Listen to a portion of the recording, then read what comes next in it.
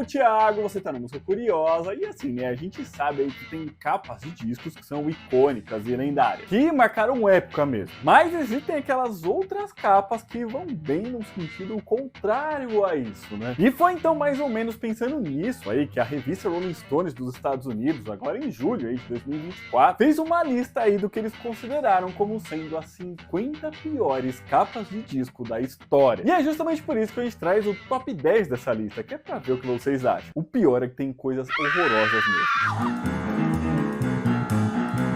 Bom, a gente começa a lista aqui com aquela que ficou na 10ª posição, e é de um disco recente até. Afinal, foi em 2021 que o rapper Cappadonna, que é um dos membros do Tankan, lançou o seu 13º disco em sua carreira solo, que foi o Black Tarzan. E assim, o disco até que agradou os fãs e tudo mais, mas eu acho que a gente não pode falar a mesma coisa da capa. Na verdade, ela foi bastante criticada, tá? Coisa que o artista não gostou nem um pouquinho, e ficava rebatendo ali, tentando defender ela do jeito que ele pôde. Mas isso não fez com que ela melhorasse. Né? A capa ali é meio que uma montagem de imagens mal feita mesmo, parecendo ser de uma época muito anterior a que ela realmente é. Ela traz ali uma foto do Cappadonna agachado na frente de uma árvore, mas metade do rosto dele é de um leão, com as fotos ali de uns outros animais em volta. E tudo isso feito de forma meio tosca mesmo, né? Parece o trabalho de alguém que tá aprendendo a mexer no Photoshop, né? O que você achou? Já na 9ª posição aparece o disco de uma das maiores cantores de country aí de todos os tempos, que é a Dolly Parton, mas agora com um disco mais antigo. Isso porque foi em 1973, quando ela estava no auge de sua carreira, que ela lançou o disco Bubbling Over, que estava sendo bastante aguardado pelos fãs e fez jus a isso. Mas a capa dele, olha, é complicado mesmo, porque eles pegaram uma foto ali que ela tirou no lugar onde fica o Hall da Fama do Country lá nos Estados Unidos, em que ela tá ali na frente de uma parede e na frente dela tem uma fonte. E até aí até vai, ainda mais considerando ali a época. Mas o que deixa ele ruim é...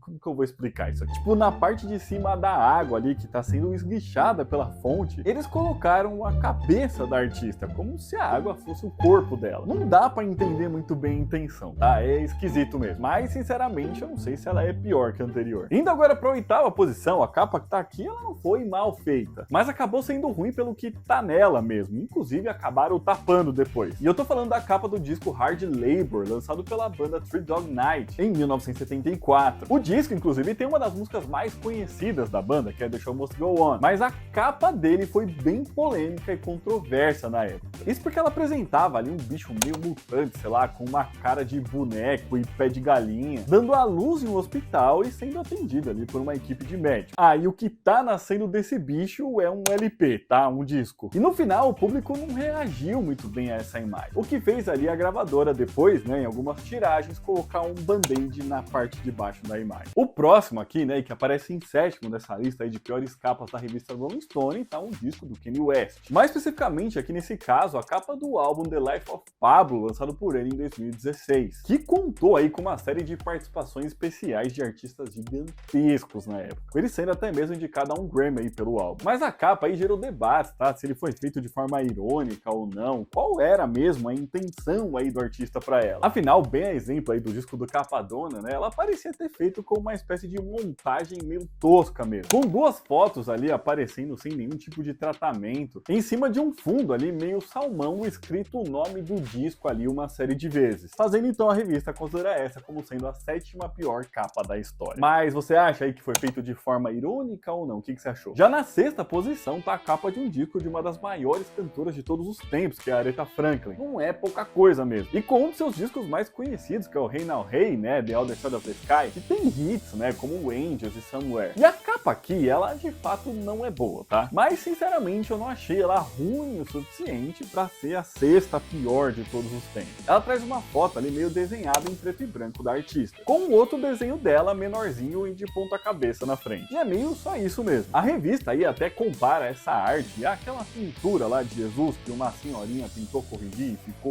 horroroso, sabe? Que virou até meme na internet. Mas sei lá, como eu disse aí, eu não achei tão ruim assim. Mas pessoal, rapidinho, a gente continua continuar essa lista, se você estiver gostando desse vídeo, já deixa o seu joinha aqui embaixo, que ajuda muito pra gente. Se inscreve no canal, porque toda semana a gente lança mais vídeo assim. Se você quiser e puder ajudar a gente um pouquinho mais, é só clicar aqui embaixo no botão de Seja Membro. E se aparecer pra você a opção de hypa aqui, que ajuda a divulgar o vídeo pra outras pessoas assistirem, beleza? Bom, mas agora a gente chega no top 5 aqui das piores capas de todos os tempos, segundo a revista Rolling Stone. E nessa posição aqui, realmente tá uma capa de mau gosto, tá? Que foi até alterada ali pela própria gravadora, assim como o da banda Three Dog Night. E aqui a gente tá falando da capa do disco Love Grenade, lançado pelo Ted Nugent lá em 2007, e que na época também não foi muito bem, vendendo bem abaixo do esperado. E a capa original trazia a foto ali de uma mulher nua amarrada ali em cima de uma bandeja, como se fosse um porquinho, sabe? Com legumes ali, inclusive, em volta dela, e na boca dela ainda tinha uma granada, como se fosse a maçã, sabe? Que aparece em desenho animado. No final, a gravadora acabou vetando essa capa, tá? Não foi lançado dessa forma, mesmo com a divulgação dele tendo sido assim. E foi trocado então por um aí que tem apenas a foto de uma granada com um lacinho rosa na frente. Ficou melhor mesmo, né? Agora na quarta posição tem a capa aí do disco de super grupo de folk Crosby, Stills Nash. E se você conhece esse grupo, sabe que eu não falei no final ali o nome do Neil Young, que também sempre fez parte do grupo. Mas no momento do lançamento do álbum Live It Up de 1990, ele não tava. Então o nome dele também não tá na banda, tá? E apesar desse disco até que ter vendido bem, ele não vendeu tão bem assim quanto todos os anteriores a ele. E talvez a sua capa aí tenha ajudado nessa falta de vendas, tá? Afinal, ela é bastante peculiar mesmo. Isso porque ela traz uma foto ali de como se fossem pessoas na lua tendo a vista da Terra se pondo, mostrando ali também os gravetos que tinham uma salsicha enfiadas nele, sabe? Como se fosse fazer um churrasquinho assim na fogueira. Isso mesmo sem aparecer fogo nenhum por lá, tá? E nesses gravetos ainda tem uns homenzinhos subindo nele, tipo como os caras sobem em poste, sabe? Fazer manutenção, essas coisas. É meio ruinzinho mesmo, né? Mas chegamos ao pódio e na terceira posição eu acho que tem uma capa que realmente vale, tá? Foi em 2001 que o Creed, que na época tava bastante em alta, né? Lançou o seu terceiro disco, que foi o Withered, que foi muito bem, tá? Liderou as paradas de sucesso e vendeu muita coisa. Mas com certeza absoluta, uma das coisas que não fez sucesso no disco foi a capa. Isso porque ela traz ali uma imagem, tá? De duas árvores ali em um terreno meio de pedra, sei lá. E na árvore da frente, né? Que é a que tá mais perto aqui, como se fosse da gente, tem um homem ali esculpindo nessa árvore uma imagem, tá? Que na verdade é uma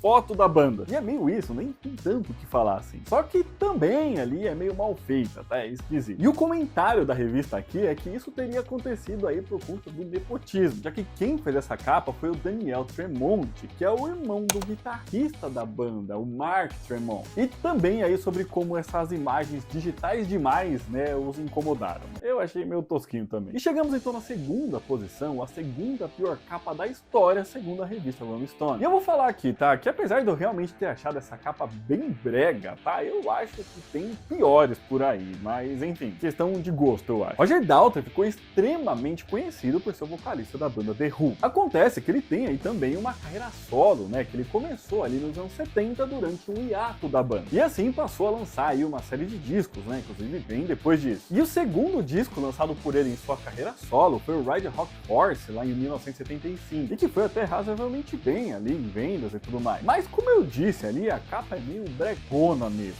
tá? E tem tudo a ver com o nome do álbum, que traduzindo seria Montando em um Cavalo de Pedra. Mas assim, o problema é que na capa ele não aparece montando em um cavalo de pedra, mas sim ele meio que é o cavalo de pedra, na verdade é um centauro de pedra, e um fundo ali meio celestial também, tá? Pra melhorar tudo. Como eu disse, brega, né? Mas o segundo pior da história, eu não sei não. Bom, mas finalmente agora a gente chegou naquele que é considerado aí pela revista como a pior capa de todos os tempos. E a gente mostrou umas coisas horrorosas aqui, então esse realmente tem que ser muito ruim. Vocês têm aí alguma sugestão? Vamos lá então, foi no ano de 2000 que a banda Limp Bizkit lançou o disco Chocolate Starfish in Hot Dog Flavor Water, que vendeu muito, liderou paradas nos Estados Unidos e tudo mais. Isso apesar da recepção da crítica especializada ali ter sido meio mista, né? Nessa época aí o nu metal realmente estava muito em alta. E assim, além das músicas, esse disco aí chamou bastante atenção também, mas não foi tanto assim pela capa dele, que além de ser bastante grande aí, né, um monte de palavras, ele também não tem muito sentido, já que traduzindo aí seria algo como Estrela do Mar de Chocolate e Água Sabor Cachorro Quente. E assim, Estrela do Mar de Chocolate, tá, é uma gíria pra...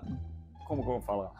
anos. Mas também pode ser usado aí pra dizer que alguém é chato, tá? E no caso aí, o próprio vocalista da banda, o Fred Durst, se chamava dessa forma. Acho que por isso que ele colocou lá no álbum. Agora, a própria capa em si nem chamou tanta atenção assim na época, tá? Mas é meio que tão sem sentido aí quanto o próprio nome do disco. Afinal, ela traz ali uma imagem de uns golems, sei lá, são seres esquisitos ali, segurando na mão uma estrela do mar. E eles estão sentados ali, meio deitados também em cima de um monte de salsicha. De fato, é bem esquisita, mas tem muita capa esquisita por aí. Então, sei lá, sinceramente não sei. E o comentário da revista sobre a capa, que inclusive foi feita pelo guitarrista da banda, o Wes Borland, é que ela é cafona e nojenta. Mas e aí, o que você achou? Você achou cafona e nojenta também? Diga aí. Você acha que essa pode ser considerada a pior capa da história? Mas então é isso, pessoal. Esse vídeo vai ficando por aqui. Espero que vocês tenham gostado. E se gostaram, já deixa seu joinha aqui embaixo. Comenta aqui pra gente o que você achou dessa lista. Você acha que essas capas aí realmente fazem jus pra estar no top 10 das piores de todos os tempos ou não? Você acha que tem piores por aí que não apareceram por aqui? Eu deixei a minha opinião enquanto eu ia falando. Aqui dos Nós deixando outros vídeos pra vocês assistirem. Um beijo, até a próxima e tchau!